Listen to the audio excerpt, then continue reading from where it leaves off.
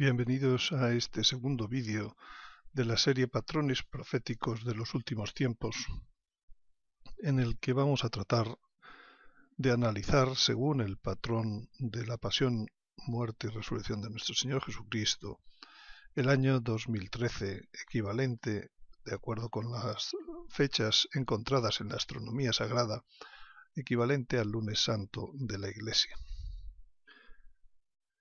Bien, el año 2013, el lunes, se produjeron una serie de hechos en la Sagrada Escritura, en el Evangelio, que podríamos decir, el primero es la separación del Cordero Pascual.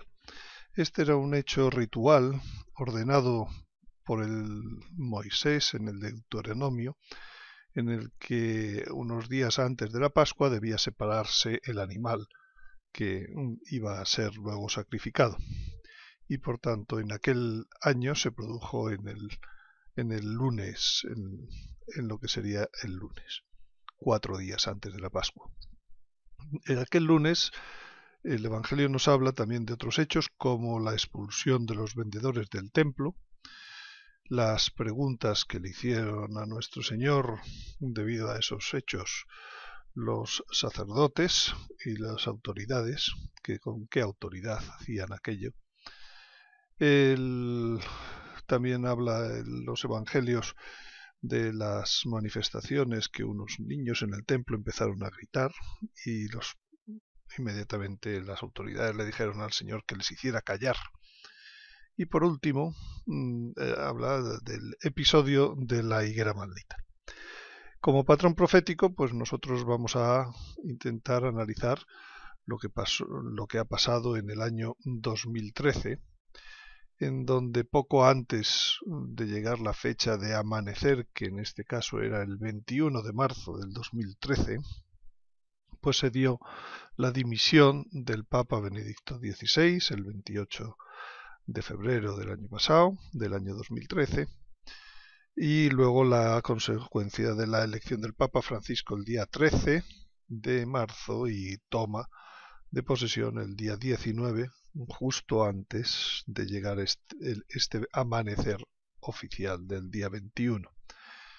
Después, a lo largo del año, se produjo la toma de contacto del Papa con la Iglesia, con todos los fieles, y distintas acciones que luego vamos a ver, y especialmente el hecho de la JMJ de Brasil, que se produjo hacia el 21 de julio, 23 de julio, y que coincide pues quizás con aquello que el Señor le decían de hacerlo, hazlos callar.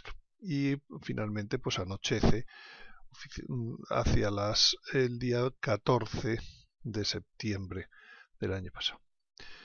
Bien, entonces 4 días antes de la Pascua, dice el Deuteronomio, el día 10 de este mes, el día 14 es el día 14 de Nisan, es el de la Pascua, el día 10, tome cada cual un cordero por cada familia y por cada casa. El cordero ha de ser sin defecto, macho y primalo del año. Podréis, guardando el mismo rito, tomar o sustituir por él un cabrito. Cordero cabrito podría ser. Lo reservaréis hasta el día 14 de este mes, en el cual por la tarde le inmolará toda la multitud de los hijos de Israel. Bien, esto es lo que ocurría en Nisan, el 10 de Nisan, entre las 7:30 o cerca de las 7:30, cuando ya era el amanecer. ¿Y qué ocurría acerca del 21 de marzo? Pues que se estaba eligiendo también a un sumo pontífice, a una nueva cabeza visible para llevar el cuerpo místico de la Iglesia. Y quizás aquí empieza ya la primera profecía. Lo reservaréis hasta el día 14. Casi tiene como señalados 4 tiempos, 4 años lunares, un poco más quizás, hasta la tarde, en donde se inmolará. Vendrá la inmolación. Bueno, entonces el Señor entra ese día en el templo para enseñar.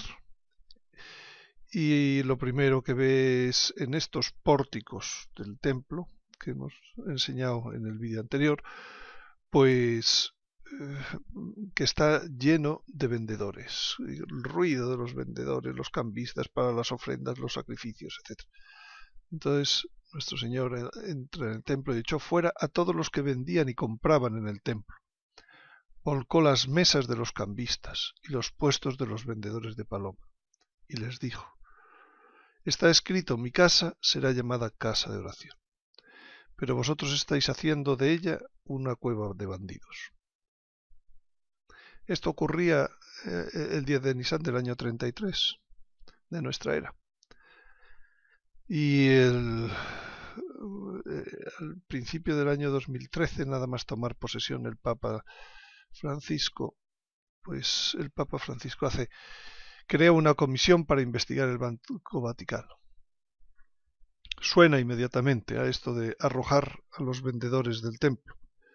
Y de hecho, de esos estudios pues han ido saliendo sucesivas noticias a lo largo del 2013, en donde el Papa finalmente ha establecido un nuevo sistema absolutamente para las finanzas del Vaticano, para poner orden en todo el tema de las finanzas del Vaticano. Pero no solo esto, sino que el Papa Francisco ha establecido un nuevo estilo absolutamente de pobreza en llevar su pontificado adelante. Aquí tenemos ejemplos de los coches en los que se mueve el Papa Francisco, coches humildes, probablemente más humildes de los que la mayoría de los que estamos viendo este vídeo podamos normalmente utilizar. Un 4 latas, un Ford Focus. Pero no solo eso, sino que él ha abandonado para vivir habitualmente el palacio y vive en una residencia como un hotel limpio, etcétera, pero de pocas estrellas. Curiosamente ese hotel se llama Santa Marta, lo mismo que la Marta que cuidaba del Señor en Betania. Y allí pues aquí vemos pues eso, como es el comedor, come con todos, era un comedor para mucha gente, todos los días.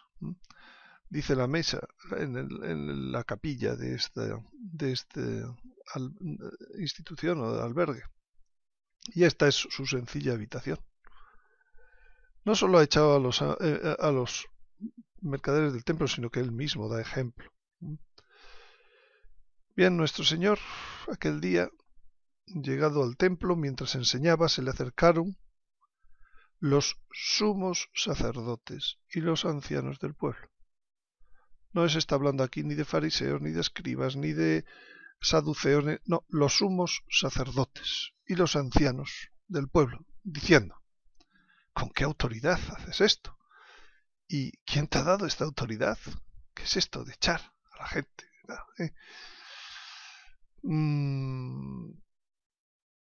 Y entonces en nuestro tiempo, pues empiezan a aparecer una serie de pretendidos mensajes celestes que dice que no, que este Papa no es bueno, que el Papa bueno es el anterior, el Papa Benedicto XVI, que este no tiene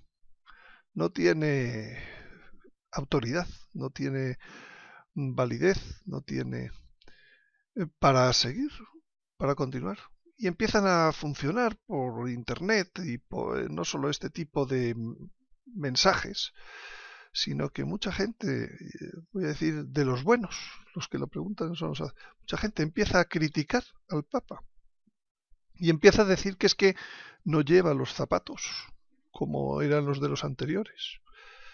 Los zapatos eran rojos y claro, pues ahora tiene que usar el negro y no usa el crucifijo. Y además en el crucifijo es de hierro y además tiene un símbolo que parece masónico en vez de ver el buen pastor detrás de él y lo que eso significa. Inmediatamente lo asocian con símbolos cabalísticos y y empieza toda una comparación detrás de la cual está el querer decir, pero ¿con qué autoridad haces esto? ¿Quién te ha dado a ti?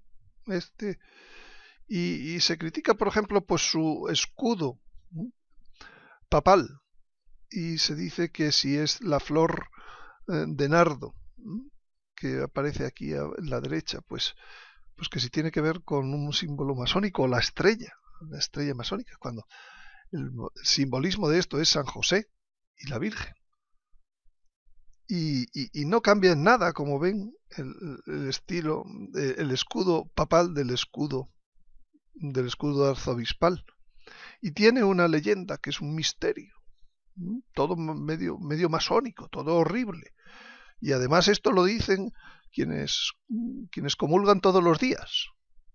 Y dice que esta leyenda es masónica, miserando con leyenda, que significa lo miró con misericordia y lo eligió. Punto de humildad. Con misericordia, por la misericordia está elegido este cordero 4 días antes de la Pascua.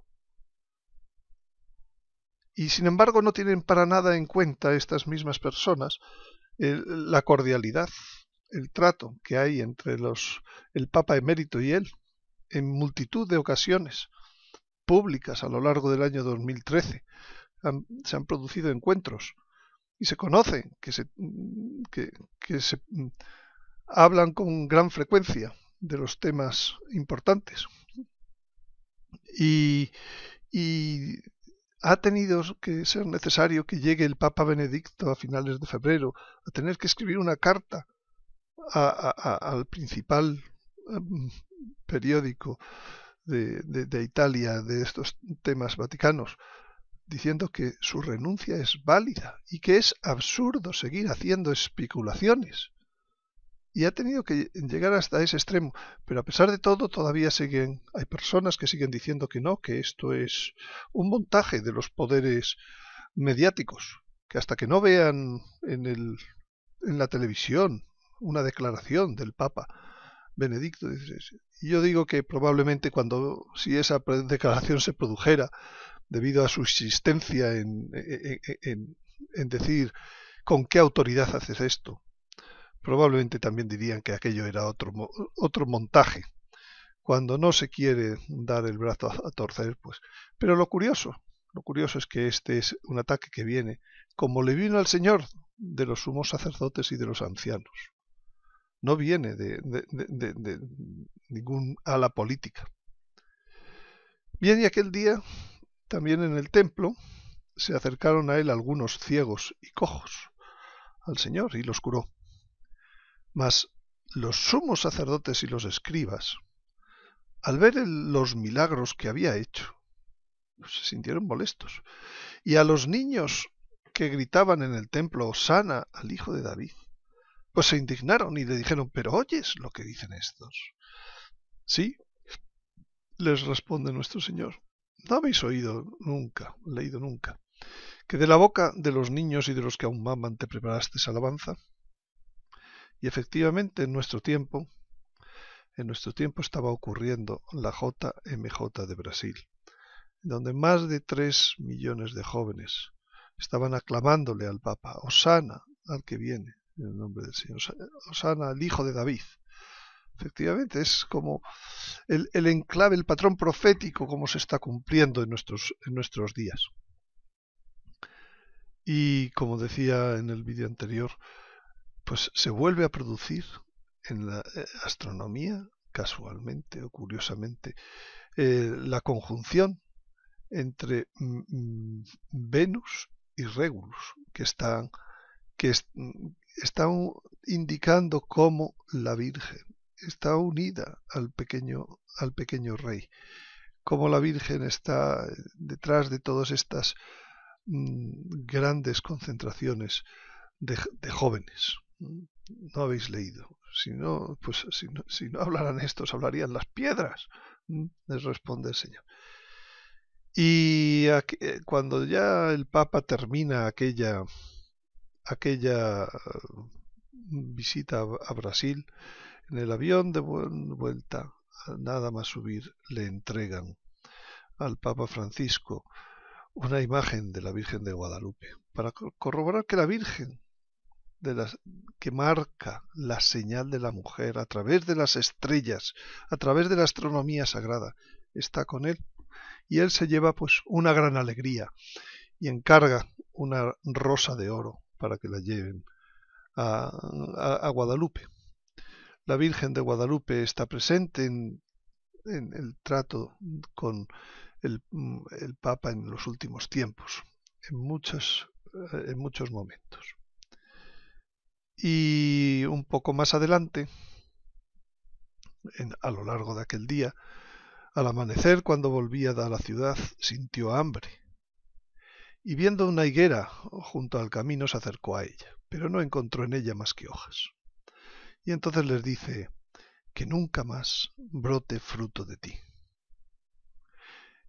Al atardecer salía fuera de la ciudad, y al pasar muy de mañana, al volver al templo, vieron la higuera, ya era martes, que estaba seca hasta la raíz. Pedro, recordando, le dice: Rabí, mira, la higuera que maldijiste está seca. Bien, y siguiendo nuestro aprender a seguir un patrón de lo que ocurría o ocurre, nos podemos preguntar: ¿quién puede ser la higuera maldecida? ¿Quién puede ser el Señor? El Señor aquí no es que se enfadara. El Señor tenía hambre, se acerca. El Señor resistió 40 días sin comer. Por tanto, si Él maldijo a aquella higuera y hizo que se secara, pues probablemente no era porque tuviera en aquel momento una necesidad imperiosa de comer, sino porque nos estaban mandando un mensaje profético a los últimos tiempos. Y efectivamente, para encontrar qué patrón puede haber detrás de este hecho, qué sucesos puede haber detrás de este hecho, pues tenemos que pensar quién fue maldecido por el Papa Francisco de algún modo el año pasado, el año 2013.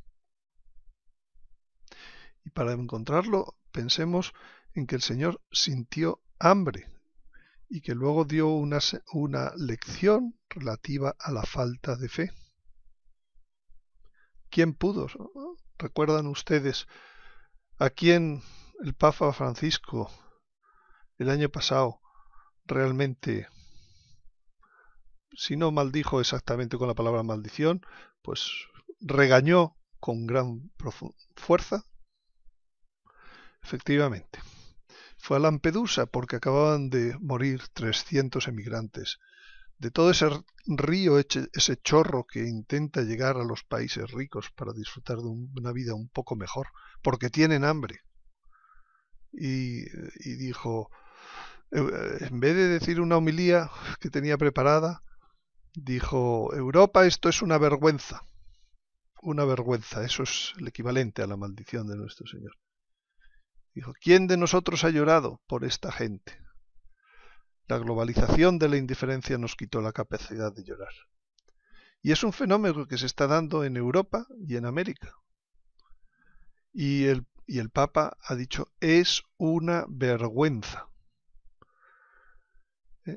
Y dice en su encíclica del año pasado, Evangelii Gaudium: la necesidad de resolver las causas estructurales de la pobreza no puede esperar. No puede esperar. No, mientras no se resuelvan radicalmente los problemas de los pobres, renunciando a la autonomía absoluta de los mercados y de la especulación financiera, y atacando las causas estructurales de la inequidad, no se resolverán los problemas del mundo. Y en definitiva, ningún problema. La inequidad es raíz de los males sociales. Inmediatamente toda la prensa dice que el Papa no sabe de economía, que qué está planteando, pero que qué está diciendo. ¿Cómo se le ocurre al Papa meterse en este terreno? Bien, pero lo que sabemos según el patrón profético es que la higuera se secó, y se secó inmediatamente. Y decimos nosotros: pero si ya estamos en el 2014, si parece que las bolsas todas van para arriba. la economía parece que se está recuperando. No lo sé, pero en uno de los principales webs sobre noticias, el día 4 de abril se hablaba de un severo aviso que daban las personas como Warren Buffett, que es uno de los multimillonarios que se han hecho en la bolsa, diciendo que este año bajará a la mitad. Y esto es curioso, pero estoy haciendo este vídeo una semana después y efectivamente ya las bolsas han caído esta semana de modo notable. Veremos si se confirma o no se confirma, pero mucho me temo que aquella maldición a la higuera y su siguiente secarse la higuera, porque no funciona la caridad, porque hemos perdido la fe en que podemos atender a esos pueblos y de unas naciones pueden ayudar a que otras naciones pobres se recuperen y salgan de su miseria. Entonces vamos a ver cómo ahora pues esa riqueza, esas hojas que no daban fruto de esa higuera tan exuberante, pues muy probablemente pronto veremos una caída de la economía, como ya predicen los propios técnicos.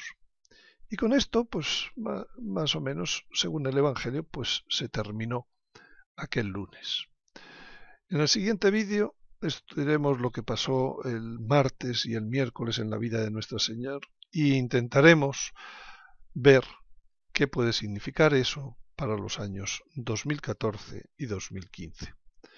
Muchas gracias por su atención y les espero en el siguiente vídeo.